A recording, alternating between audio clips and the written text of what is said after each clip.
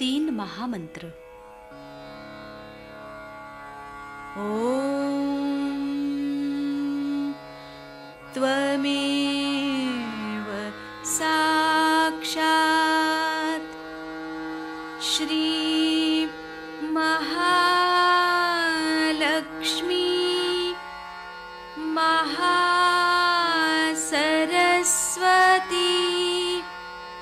महाकाली त्रिगुणात्मिका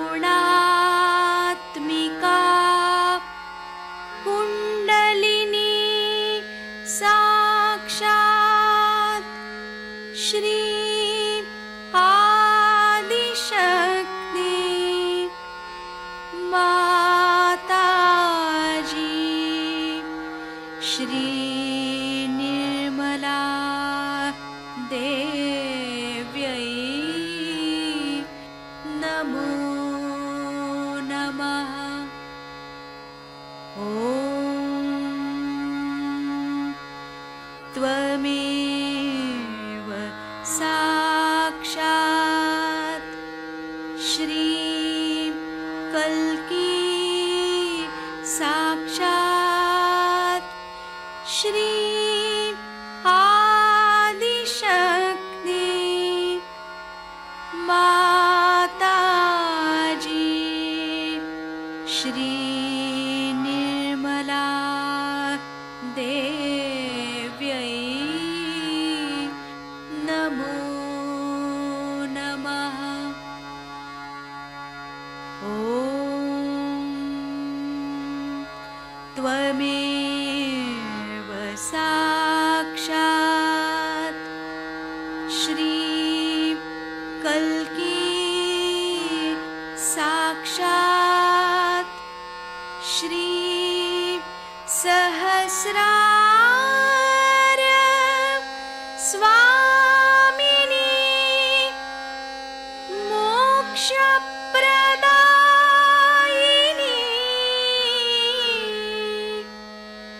माताजी श्री निर्मला देव्यै नमो नमः। श्री गणेश मंत्र। ओम त्वमेव साक्षात् श्री गणेश साक्षात् श्री आदिशक्ति माताजी श्री निर्मला देव्यै नमो नमः। जय श्री माता जी। दोनों हाथ माँ के सामने हृदय में श्री माता जी की छवि को नमन करेंगे। संपूर्ण चित्त बीचों बीच हृदय में माँ की छवि को अपने हृदय में स्थिर करते हुए परम पूजनीय श्री माता जी कृपा करके हम सभी के हृदय को अपने प्रेम के योग्य बनाइए। श्री माता जी हम सभी आपसे बहुत प्रेम करते हैं, हम सभी के हृदय में आइए। हृदय में माँ को देखते हुए, श्री माता जी को देखते हुए, श्री माता जी हमारे इस हृदय को और भी पवित्र बनाइए श्री माता जी, ताकि आप यहाँ आ सकें।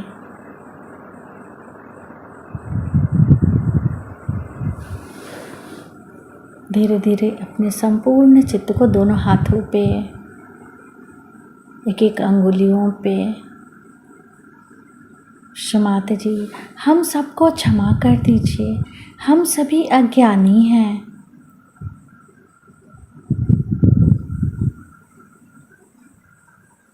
धीरे धीरे अपने संपूर्ण चित्त को लेफ्ट नाभि पर क्षमाते से प्रार्थना। क्षमाते जी, आपकी परम कृपा में हम शांत हैं, संतुष्ट हैं और उदार भी हैं। बाएं नाभि पर पूरा चित्त स्थिर करते हुए क्षमाते जी, हमारे बाएं नाभि में श्री गृहलक्ष्मी तत्व जागृत कीजिए। मंत्र ओम त्वमेव साक्षात् श्री गृहलक्ष्मी साक्षात् श्री आदि शक्ति माता जी श्री निर्मला देव्यै नमो नमः। क्षमाते जी, आपकी परम कृपा में हम शांत हैं, संतुष्ट हैं और उदार भी हैं। कृपा करके हमारे बाएं नाभि में अपना संपूर्ण चित्त आशीर्वादित कीजिए।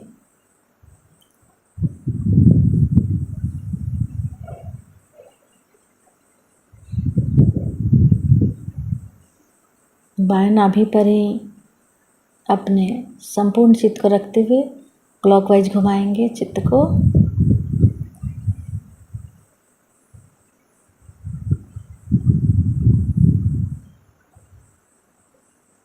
क्षमाता जी, आप ही तो श्री गृहलक्ष्मी भी हैं। कृपा करके हमारे बाएं नाभि में जागृत हो जाइए। धीरे धीरे अपने संपूर्ण चित्त राइट हार्ट पे, फिर लेफ्ट गुसुद्धि,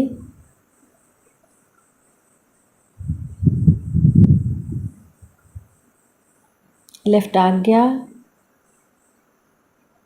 सहस्त्रार।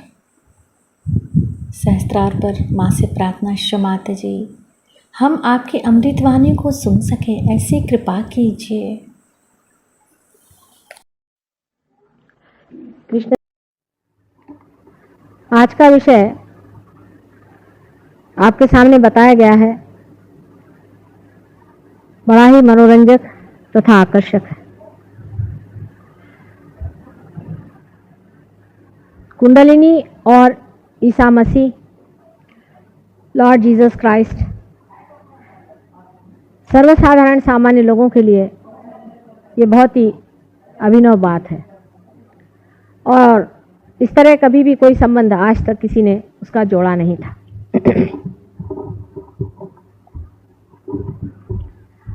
इसका कारण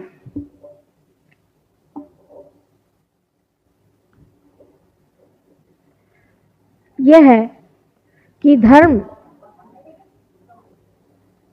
के वृक्ष में जब जब फूल खिले हैं तो वो अनेक प्रांतों में, अनेक देशों में, अनेक भाषाओं में सुगंधित रहे, लेकिन उनका संबंध आपस में क्या बना रहा वो सिर्फ वृक्ष ही जान सकता है। जहां जहां वो खिले हैं, जहां जहां उनकी सुगंध फैली है, वहां के लोगों ने उन्होंने कभी अपनाया नहीं। तो फिर और लोग इसे कैसे जान सकते थे या समझ सकते थे कि ये फूल एक ही वृक्ष में लगे हुए हैं। अब हम उस तरफ से बात कर रहे हैं जहां पर आपको अभी तक पहुंचाया नहीं गया। जब आप वहां पहुंच जाइएगा तब हमारी बात आपको बहुत आसानी से समझ आएगी, क्योंकि जो भी हम कह रहे हैं वो सत्य है या असत्य है ये जानने का आपके पास कोई तरीका नहीं, उसका सबूत आपके पास कोई नहीं। आप कैसे जानिएगा कि हम जो कह रहे हैं ये सच है या झूठ?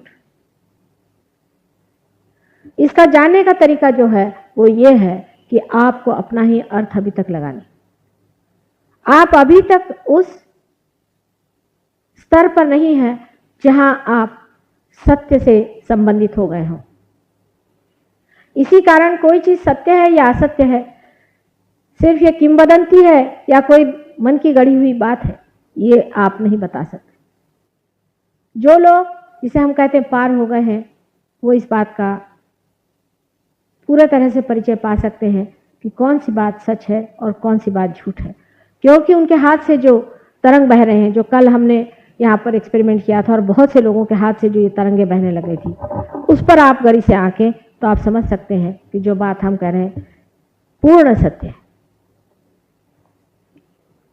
ईसा मसीह के बारे में ईसाई लोग सिर्फ उसे बाइबल से जानते हैं, जो कि बड़ी गूढ़ किताब है।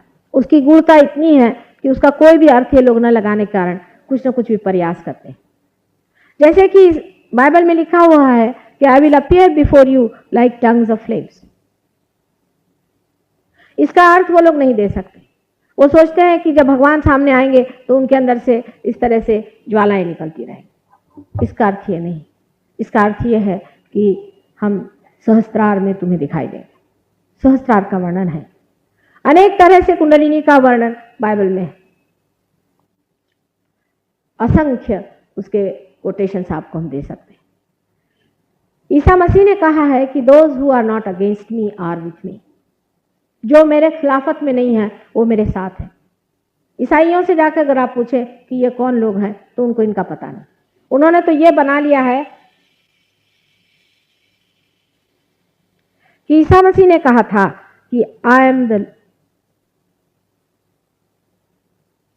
The path, I am the door. मैं रास्ता हूं और मैं दरवाजा हूं। लेकिन यह नहीं कहा था कि आई एम द डेस्टिनेशन, कि मैं मंजिल हूं। यह बात उन्होंने नहीं कही थी। अगर उन्होंने कहा था मैं रास्ता हूं और मैं दरवाजा हूं तो फिर मंजिल कोई और होती। इतने गूढ़ भाषाओं में बात करने के बाद भी उस जमाने के जो दुष्ट लोग थे, 4 साल के अंदर, सिर्फ 4 साल उनको जीने दिया। 4 साल के अंदर उन्हें क्रॉस पे चढ़ा दिया गया। और आज भी जो लोग उनको मानते हैं और कहते हैं कि हम उनके धर्म का पालन करते हैं, वो भी हर दिन उनके सारे जो तत्व हैं उनकी बलि चढ़ाते रहते हैं।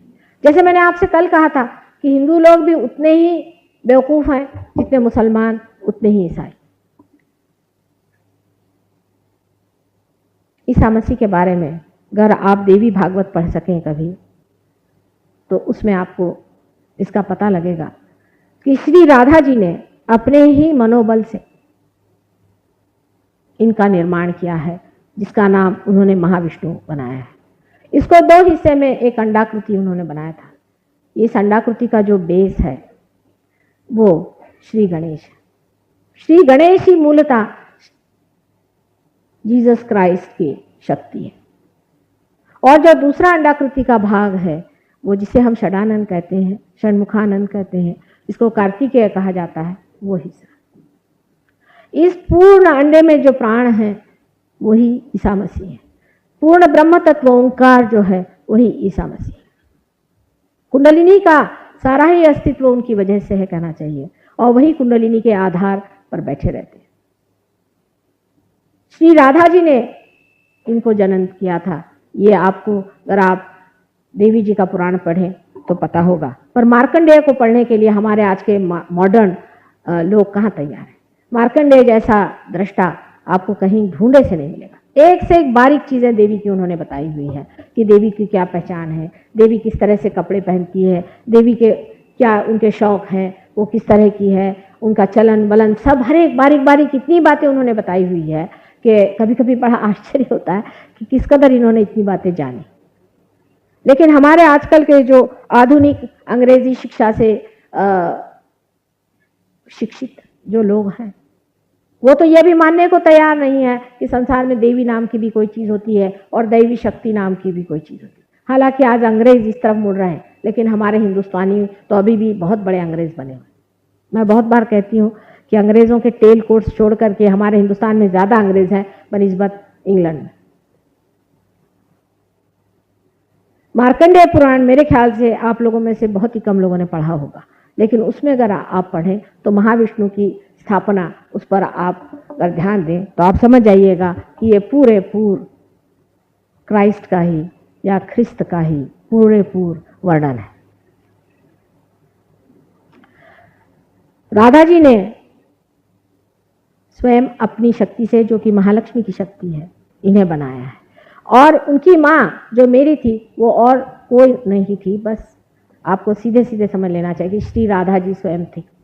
स्वयं साक्षात श्री राधा जी ने ही उनको जन्म दिया था। राधा, रा माने एनर्जी, शक्ति, और धा माने धारने वाली। जिसने शक्ति को धारण किया वो राधा है। राधा ये महालक्ष्मी का स्वरूप है। राधा जी का संसार में अवतरण हुआ था। जो पहले सीता जी थी वही राधा जी हुई, और राधा जी ने ही गणेश जी को अपने गोद लेकर के, क्योंकि राधा जी तो महालक्ष्मी का अवतरण है और गणेश जी महाकाली ने बनाए हुए थे गौरी स्वरूप होकर के। उन्होंने अपने गोद लेकर के उनको ये विशेष स्वरूप दे करके ख्रिस्त बनाया है। अब जो ख्रिस्त शब्द है ये भी कृष्ण से आया है, क्योंकि इनके पिता कृष्ण हैं, इसलिए इनको ख्रिस्त कहा गया। बहुत समझने की बात है। और इनका नाम जीसस भी इसलिए बनाया गया कि जैसे राधा जी को ये ख्याल आया कि यशोदा जी का नाम आज तक कहीं नहीं आया। यशोदा, यश को देने वाली सो यशोदा। लेकिन अपने यहाँ देखा जाए तो येसु और जेसु उनको कहा जाता है, शॉर्ट फॉर्म है। अगर किसी का नाम यशोदा होगा तो उसे यशोदा येसु पुकारते हैं, और अगर यूपी में वगैरह अगर यशोदा नाम चले तो उसे जस्सू कहते हैं। वही जस्सू नाम इनका उन्होंने दिया था। इस प्रकार जीसस क्राइस्ट ये नाम तैयार हुआ है। अब हिंदू लोगों को लगता है कि जीसस क्राइस्ट तो फिर हमारे आदमी हो गए, पर आप हिंदू हैं क्या? आप भारतीय भी नहीं है। और हिंदुत्व का मतलब कोई चीज को लेकर झगड़ा करना हिंदुत्व नहीं होता। हिंदुत्व तो शक्ति के पुजारियों को माना जाता है, और जो शक्ति से प्लावित है, जो शक्ति से संस्कारित है, उन्हीं को हिंदू मानना चाहिए। जिनके अंदर अभी तक शक्ति जागरूक नहीं है उन्हें हिंदू नहीं मानना चाहिए। इस प्रकार आप समझ सकते हैं कि जीसस क्राइस्ट ये श्री राधा जी के बनाए हुए वैकुंठ के समय के एक बहुत बड़े अवतरण है। इनके बारे में ये वर्णन है कि राधा जी ने इनको बनाया, उसमें से फिर उनके दो हिस्से किए गए। एक हिस्सा तो उन्होंने इसी तरह से छोड़ दिया जो श्री गणेश का हिस्सा था, और जो दूसरा हिस्सा था उसी को विशेष रूप दे करके उस अंडे को उन्होंने एक बालक का रूप दे दिया। फिर ये बालक बहुत सालों तक रोता रहा। उसको अपने पिता की याद आई। जब उसके पिता ने उसे देखा, मतलब श्री कृष्ण ने जब उन्हें देखा तो उन्होंने उसको अनेक वरदान दिए। उसमें से एक वरदान ये है कि तुम मेरे से ऊंचे बैठोगे। देखिए, विशुद्धि चक्र हमारा यहाँ है और आज्ञा चक्र हमारा यहाँ, किंतु ब्रेन में विशुद्धि चक्र यहाँ है। ब्रेन के अंदर विशुद्धि चक्र के जो सीट है वो यहाँ पर है, पर चक्रों की दृष्टि से श्री कृष्ण का चक्र ये है, और उसके ऊपर यहाँ पर आज्ञा चक्र है जहाँ जीसस क्राइस्ट बसते हैं। दूसरी बात उन्होंने कही कि तुम सारे संसार का आधार रहो। तीसरी बात उन्होंने कही कि मैं जो कुछ भी अपनी पूजा में पाता हूँ उसका 16वां हिस्सा तुम्हारे पास पहले ही चला जाता है। इस प्रकार अनेक वरदान देने के बाद विराट ने, श्री कृष्ण ने उनको इस संसार में अवतरण लेने की अनुज्ञा दी। जब ईसा मसीह अपने पिता की बात करते हैं तब वे कृष्ण की बात करते हैं, विराट की बात करते हैं। उन्होंने हमेशा अपने पिता की बात की, क्योंकि उनके पिता उनके साथ ही संसार में अवतरित नहीं हुए थे। उनकी मां साक्षात महालक्ष्मी थी, आदि शक्ति थी। उसी को उन्होंने होली घोस्ट कहा हुआ है, लेकिन उस वक्त उन्होंने होली घोस्ट की बात इसलिए नहीं की। अपने माँ को होली घोस्ट या कोई देवी के रूप में उन्होंने दुनिया से नहीं जताया, क्योंकि अगर उस वक्त के दुष्ट राक्षसों को यह पता हो जाता कि यही होली घोस्ट है तो उसके पीछे पड़ जाते। अगर ऐसी हालत आ जाती तो जीसस क्राइस्ट खुद इतने बिगड़ जाते कि उनकी जितनी भी संहार शक्तियां हैं उन्हें लेकर के वो तहस नहस कर देते। जीसस क्राइस्ट के पास 11 रुद्र हैं, माने 11 संहार शक्तियां हैं। वो हमारे माथे पर 11 संहार शक्तियां हैं। ये 11 संहार शक्तियां जब कल की अवतरण होगा, जिसके बारे में मैं कल बताने वाली हूँ, तब पूरी तरह से इस संसार का जो भी कुछ संहार का कार्य है वो करें। इनकी जो 11 संहार शक्तियां हैं ये हमारे माथे में बैठी हुई हैं। उसमें से एक शक्ति हनुमान जी की है और एक शक्ति भैरवनाथ जी की है, जिसे बाइबल में गैब्रियल और माइकल कहा जाता है। आप अगर अंग्रेजी में भी कहें तो भी आप उस शक्ति को जागरूक कर सकते हैं मंत्र में, या चाहे आप उसे हिंदी में कहें या संस्कृत में कहें तो भी वो शक्तियाँ आपके अंदर जागरूक हो सकती है। यानी आपकी जो राइट साइड पिंगला नाड़ी है, इस पे हनुमान शक्ति चलती है। जब आपकी राइट साइड चलती नहीं और उसमें तकलीफ रहती है, तब हनुमान का नाम लेना पड़ता है। उस वक्त अगर आप गैब्रियल का भी नाम लें तो भी वो शक्ति चालू हो जाती है। लेफ्ट साइड की जो शक्ति है उसमें सेंट माइकल या जिसे हम भैरवनाथ जी कहते हैं, उनकी शक्ति चलती है। अगर लेफ्ट साइड आपको चालू करनी है तो आपको भैरवनाथ जी का सहारा लेना पड़ता है। अगर आप सेंट माइकल का भी नाम लें तो भी ये शक्ति आप चालू कर सकते हैं, या आप मंत्र से इसकी जांच कर सकते हैं, इसका पड़ताला ले सकते हैं कि जो हम बात कह रहे हैं वो सही है या नहीं। इस प्रकार आप जान सकते हैं कि जो लोग अपने को ईसाई समझते हैं या हिंदू समझते हैं या मुसलमान समझते हैं और आपस में बेकार की बात पर झगड़ा करते हैं, वो महामूर्ख है। क्योंकि एक ही वृक्ष पर उगे हुए ये पेड़ सब आपस में रिश्तेदार हैं। ईसा मसीह ने कहा है कि those who are not against me are with me. ये सब उन डेटीज की बात कर रहे हैं कि जो हमारे अलग अलग चक्रों पे बसे हुए, ये सब रिश्तेदार हैं आपस में। बस हमारा ही रिश्ता उनसे नहीं जुटता है, इसलिए हम एक एक को पकड़ करके, जैसे कि पेड़ पर से आप फूल को हटा लीजिए, उसकी जीवंतता आप निकाल लीजिए और मृत पुष्पों को लेकर के आपस में लड़ते रहें, उसी प्रकार की ये एक दशा है। आपको आश्चर्य होगा कि सहयोग में कुंडलिनी का जागरण आज्ञा चक्र पे बहुत निर्भर रहता है। अधिकतर लोग आजकल के जो संसार में विवरण कर रहे हैं, इन पे अहंकार की बड़ी छाप है, क्योंकि हम लोग ज़्यादातर अहंकार से प्रवृत्ति में फंसते हैं। अहंकार ही हमको कहीं पे घुसाता है और अहंकार से ही उसको पुष्टि देने वाले जो कुछ भी कार्य हम करते रहते हैं। इस अहंकार को ठिकाने लगाना है तो हमें जीसस क्राइस्ट को याद करना पड़ता है। आपके जहाँ मैं सबको सिंदूर लगा रही हूँ, आपको आश्चर्य होगा कि जीसस क्राइस्ट का ही चक्र में घुमा रही हूँ, उसी को मैं जगा रही हूँ।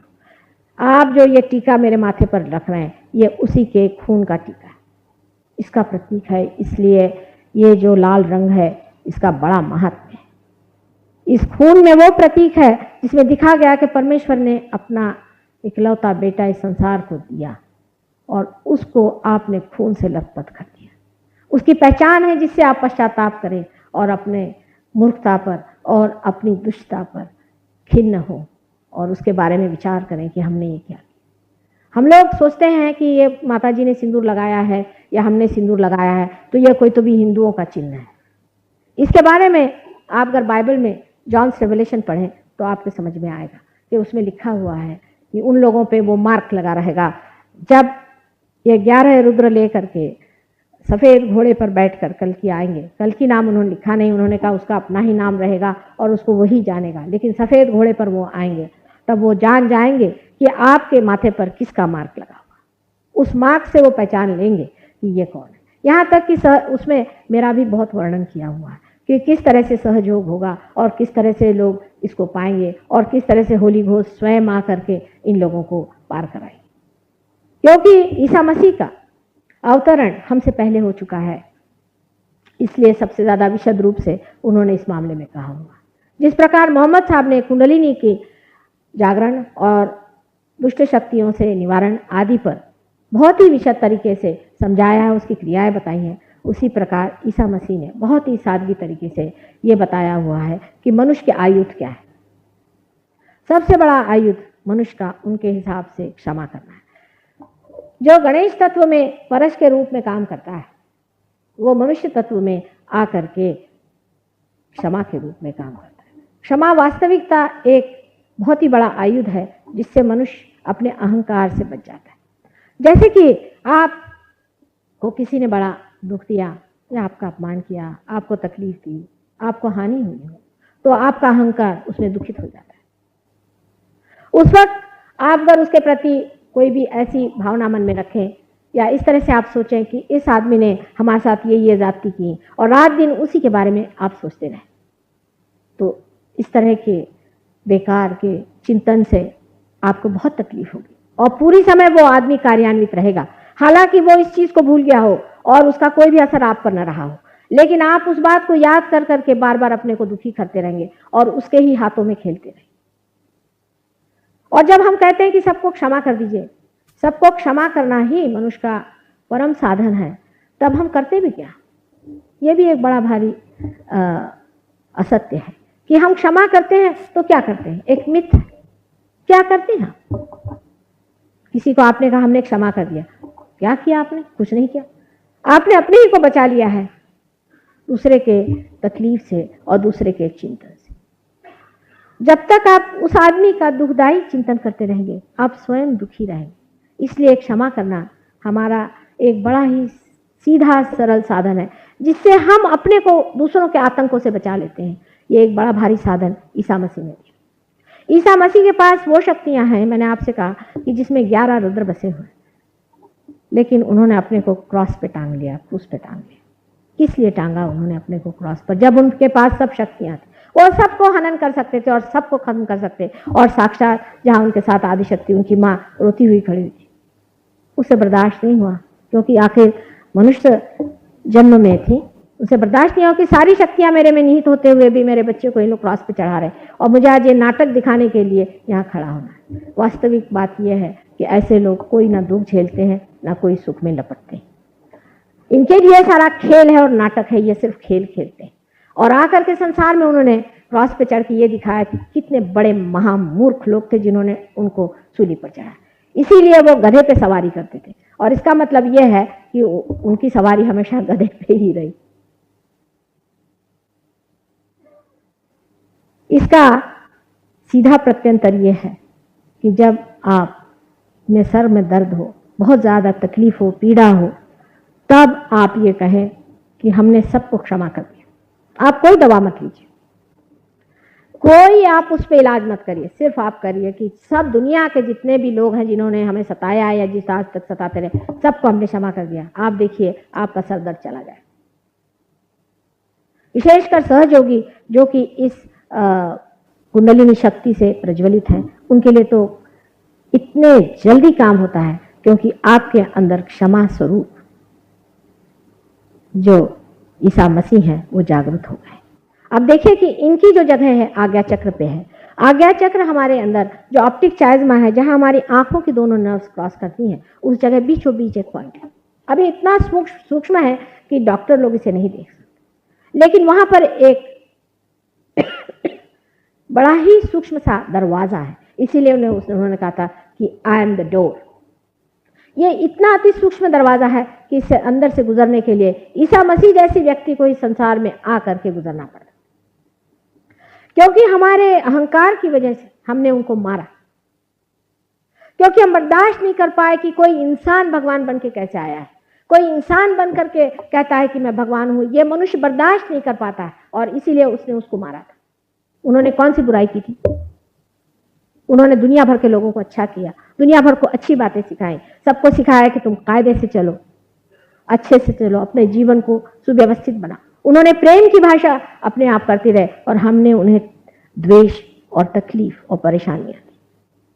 लेकिन जो लोग आपको गंदी बातें सिखाते हैं और पाप कर्म में लगाते हैं और आपसे बताते हैं कि गंदे काम करते रहो और जितने करते रहोगे उतने भले बनोगे, ऐसे जो आपको बेवकूफ बनाते हैं, उनकी रात दिन हम किताबें पढ़ते हैं और उनके चरणों में जाते रहते हैं। आज देख लिए आजकल के जमाने में जो गुरु लोग हम मानते हैं, एक से एक बढ़ के बिलंदर लोग हैं या नहीं है। उनके लिए हम अपने पैसे लुटाते हैं, उनके लिए दुनिया भर की चीज हम करने के लिए तैयार हैं, और अगर कोई ऐसा सच्चा आदमी आके खड़ा होता है उसको क्रूस पे चढ़ा देते हैं। इस तरह के महामूर्ख अहंकारी लोगों को एक बहुत बड़ा लेसन देने के लिए, उनको एक बड़ी भारी शिक्षा देने के लिए स्वयं साक्षात परमेश्वर ने इस संसार में अपने इकलौते एक बेटे को भेजा और उसको आपने क्रॉस पे चढ़ा दिया। या आपके अकल के नमूने देखिए जो आपने तारे तोड़े हुए हैं, और इसी प्रकार आप हर बार करते आए। पहले कोई भी इनकारनेशन आया तो इसी प्रकार मनुष्य करता गया और हमेशा सत्य से भागता, असत्य को पकड़ता गया और सत्य से भागता रहा। आज मैं सुनती हूँ लोग शिरडी बहुत जाते हैं, हालांकि अब वहां से साईनाथ उठ गए, वहां इतनी गंदगी कर रखी, वहां नहीं, लोग शिरडी जा रहे हैं। शिरडी इसलिए क्योंकि आज साईनाथ यहाँ मौजूद नहीं है। जब शिरडी के साईनाथ थे तो उनको खाने को नहीं था। आज सब लोग शिरडी में जाएंगे, क्यों? क्योंकि मर गए हैं तो ठीक ही है, क्योंकि अब शिरडी साईनाथ तो हमारे गले में बंध गए। हमारे शिरडी साईनाथ आपके कहां से हो गए? ये मनुष्य की महामूर्खता जो है कि जो मर गया उसके पीछे दौड़ना, इस महामूर्खता और इस अहंकार के लिए ही ईसा मसीह ने अपने को बलिदान दिया। और आज भी मनुष्य उसी मूर्खता में बहा जा रहा है। जो साक्षात है, जो सामने है, प्रमाण है, उसे छोड़ करके और ऐसी चीज के पीछे दौड़ता है जो मर गया, खत्म हो चुका और आज उसका स्थान कहीं और। आपने देखा है कि बहुत से शिरडी के यहाँ पे भक्त आए थे, उनसे पूछा गया कि पूछो साक्षात माता जी आप शिरडीनाथ हैं, तो उनके अंदर वाइब्रेशंस आए। सही बात है, जब भी कोई इनकारनेशन आया तब उससे अगर पूछा जाता तो आपको इसका उत्तर मिल जाता, लेकिन जब भी कोई आया तो आप पिछला जो मरा हुआ उसे लिए बैठे रहे और उसी के सहारे चले, क्योंकि आज वो जिंदा नहीं है, इसलिए अच्छा है हमारे हाथ में। जैसे ज्ञानेश्वर जी की मैंने आपको किस्सा सुना कि ज्ञानेश्वर जी का यहाँ बड़ा भारी मंदिर बनाया हुआ। हमने कहा कि हमें मनन करने दीजिए, उन्होंने कहा कि नहीं साहब यहाँ आप दिंडी कर, यहाँ नाचिया। मैंने कहा वो करते थे क्या? ये जो सामने तुमने मूर्ति बना के रखी हुई है ये क्या करते? तो कहने लगे कि इनकी बात और, ये तो कोई विशेष थे। और मैंने कहा तुम क्या दिंडी करने के लिए पैदा हुए? जिंदगी भर में मनन करने के लिए उन्होंने कहा है, परमात्मा को पाने के लिए कहा है। अविद्या का जो कारण है, मूल कारण है, आपके अंदर प्रकाश नहीं, इसके लिए कहा है, उसको करो। तुम ये क्यों करें? नहीं माता जी आपकी बात ठीक है, लेकिन ये तो यहाँ नहीं हो सकता। हमने कहा अगर वो आज यहाँ होते तो हम उनसे बात करते, हम तुमसे कहाँ पड़ गए तुम्हारे पास। उन्होंने हमें मनन नहीं करने दी, ना मेडिटेशन सिखाने दिया, ना कुछ करने का, नहीं यही करी। तो जो गत है उसे मनुष्य क्यों पकड़ता है? उसके अहंकार के, क्योंकि उससे अहंकार जो है वो द्विगुणित होता है। भाई हम फलाने के शिष्य हैं, फलाने, लेकिन जो साक्षात प्रमाण सामने खड़ा है उसको अगर आप नहीं लीजिएगा तो आपका पेट कैसे भरने वाला है? आपकी पूर्ति क्या होने वाली है? इसको तो आप सोचिए। कभी कभी अपना स्वार्थ भी सोचना चाहिए, माने अपने स्वकार्थ सोचना चाहिए। गंगा जी आज यहां से बह रही है, आप अभी वहीं गए हैं पानी लेने, जहां गंगा जी नहीं है वहां बैठे, भाई हम गंगा जी में बैठे हुए। इस तरह की बात आप कर रहे हैं। आज जो साक्षात आपके सामने प्रमाण है उससे आप स्वीकार करें।